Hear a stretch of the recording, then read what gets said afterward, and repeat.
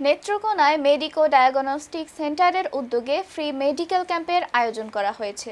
আর্থিকভাবে অসচ্ছল অন্তত ২০০ রোগীকে শুক্রবার ২৯ জুলাই দিনব্যাপী বিনামূল্যে এই চিকিৎসা সেবা দেওয়ার আয়োজন করে পৌর শহরের সদর হাসপাতাল রোডের মেডিকো ডায়াগনস্টিক সেন্টার। মেডিসিন বিশেষজ্ঞ ডাক্তার মোস্তাফিজুর রহমান ও গাইনি বিশেষজ্ঞ ডাক্তার নুসরাত জাহান মিতু দিনব্যাপী এই সেবাদান কার্যক্রমে অংশ নেন। আয়োজকরা জানান, মানুষের মৌলিক অধিকারগুলোর মধ্যে চিকিৎসা একটি। অনেক সময় আর্থিক সংকটের কারণে মধ্যবিত্ত ও নিম্নবিত্ত মানুষ জটিল রোগে আক্রান্ত হয়ে চিকিৎসা সংকটে ভোগেন।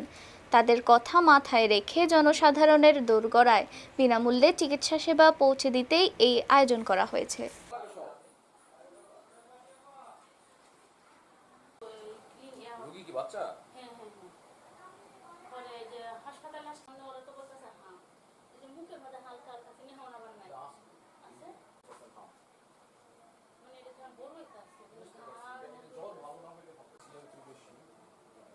বাবা ওর হাম আপনি এই চিকিৎসা চালায় যান, কালকে যখন সকালবেলা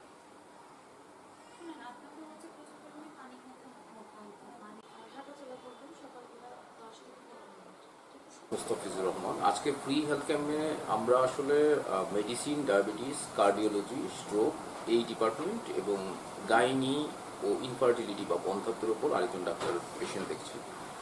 এটা আসলে মাসের শেষ, আজকে 31শে জুলাই। মাসের শেষের দিকে নেত্রকোনার মানুষ যেহেতু মধ্যবিত্ত বা বেশিরভাগই হচ্ছে নিম্ন মধ্যবিত্ত, তাদের ফিনান্সিয়াল ক্রাইসিস থাকে, টাকা পয়সার কারণে অনেকে অসুখ বিসুখ নিয়ে ডাক্তারও দেখাইতে পারে না, একটা সুপরামর্শ পায় না।